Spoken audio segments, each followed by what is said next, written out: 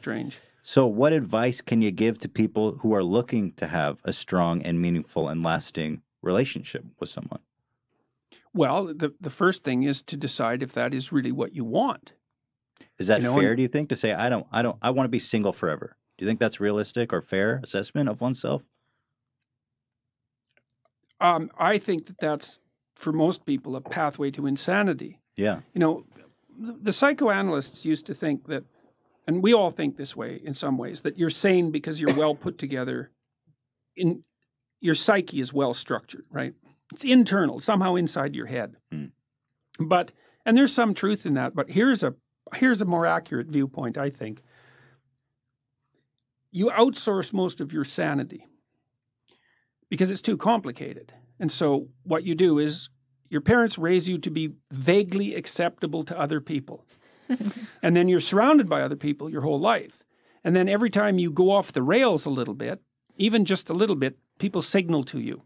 Like you make a joke, it's not that funny, and people don't laugh. And you think, oh, well, I should probably rethink my sense of humor a little bit or pay more attention. Or you tell a rambling story and you notice that everyone's like lost in the distance. And so if you're civilized enough so that people don't shun you and you have people around you, then they're going to be always telling you how to not be too insane. Well, if you're alone, you drift. You drift, and you'll drift in the direction of your biggest weakness.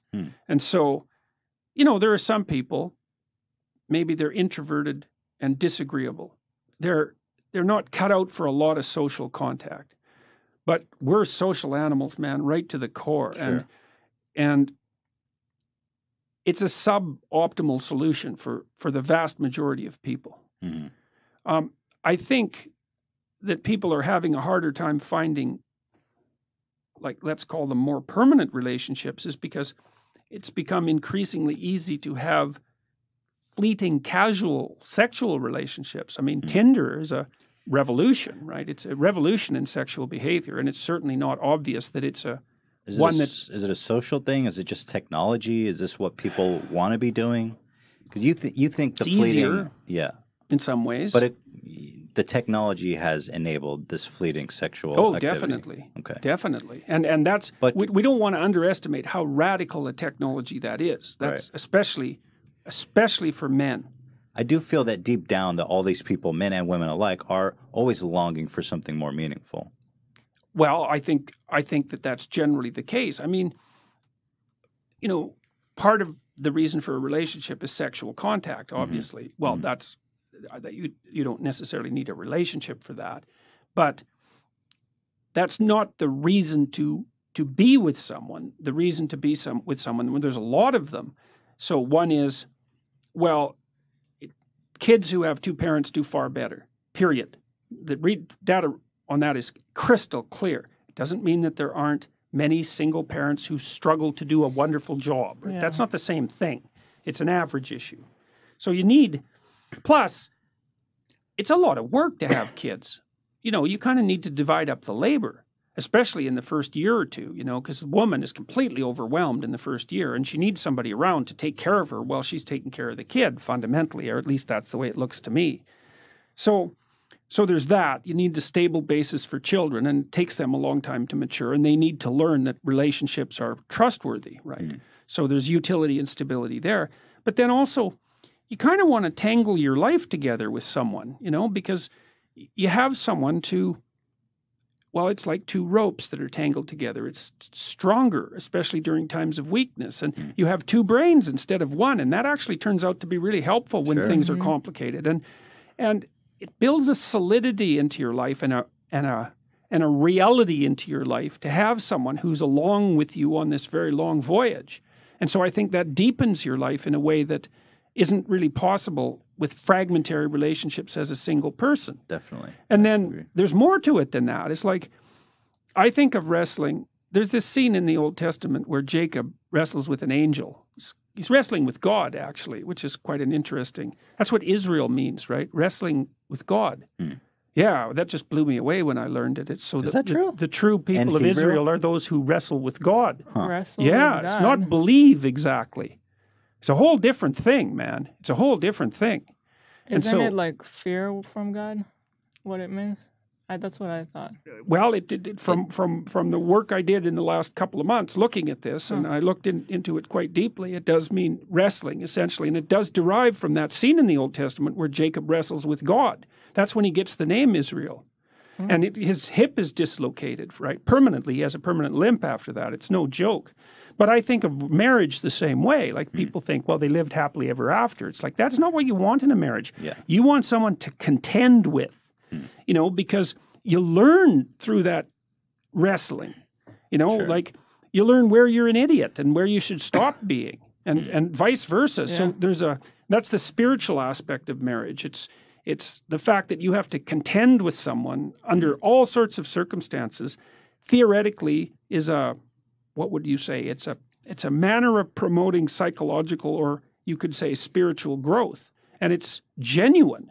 That's why marriage is a sacrament in most human communities, right? It's stamped both by the state and by the sacred authorities, because it's not just a physiological union. That's what animals do. And I mean, there's nothing wrong with the physiological union, but it has to be placed in the context of everything else a human being is.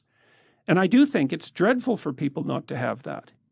And Do you think it's hard, it's become harder for people to have meaningful, lasting relationships, or has it always been this hard? I feel like I thank God that I'm not dating now, because I feel like it seems like it's miserable out there right now. well, it's To hard try to meet people. It is hard although it's easier to meet people because there's more ways of meeting them. Right. But the ways of meeting them are more shallow. In my clinical practice, I would say that the rise of the internet dating option has actually overall been good for people who are looking for a partner.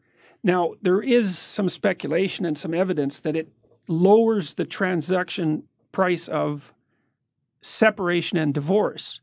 Because one of the reasons you don't separate or you don't get divorced is like, well, you're going to find someone else. And if it's easier to find someone else, then perhaps you're more tempted to sever the relationship. So maybe you lose in one place where you gain in the other. But I think there are different kinds of hard that it is. It's hard for couples to figure out how to manage two careers.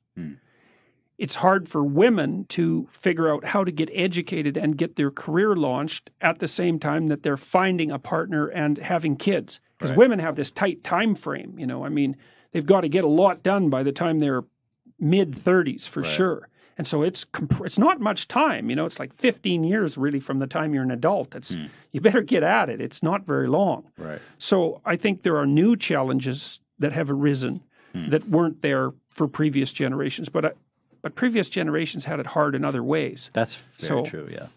Like Like they at died. 50. Yeah. Or in childbirth, yeah. for example. I feel like people also need to understand how to make a relationship work. Like, it's not just magic. You need to kind of put in the work to make it work. It's hard. You need It's to put challenging. in effort and compromise a lot of times on, like, if you live by yourself, you can do everything the way you would want. Yeah. If you live with someone else, then there's compromises to make. Yes. But in the long picture, it's better for you. Well, that's it. That's it. There's sacrifices to be made in the short term. Yeah. And I mean, people have to. The effort issue is like, well, when you're in love with someone, you're going to organize your schedule and make them a priority. And, that's in some ways a fleeting state, although it's not necessarily as fleeting as people think it is, but whatever. It's obviously a priority. And then you get married and, you kind of get accustomed to having each other around, and then everything else is more important and the relationship drifts to the bottom. And then people get dissatisfied and they start looking for excitement and adventure otherwise. Well, you can't do that. You have to prioritize the relationship. Like, my observation clinically has been for a couple to maintain their relationship without it deteriorating, they have to spend 90 minutes a week together talking about their lives, about how the house is run, about what they've all been doing to keep their stories caught up, right? That's not really even that much. No, it's not. It's not. It's not that much. Yeah. And which is a good thing. You can actually do it. And then they need to spend at least one time having a date. And 2 is better. 1 is necessary. 2 is better. You can't aim for a lot more than that because, life is very busy. And if it's going to be sustainable, it has to be realistic. But they need to make time for each other twice a week and talk in a non-romantic way, just practically about the domestic economy and about everything that's going on. And that keeps people tied to each other and updated. And so that's sort of your minimal commitment level if you don't want things to deteriorate.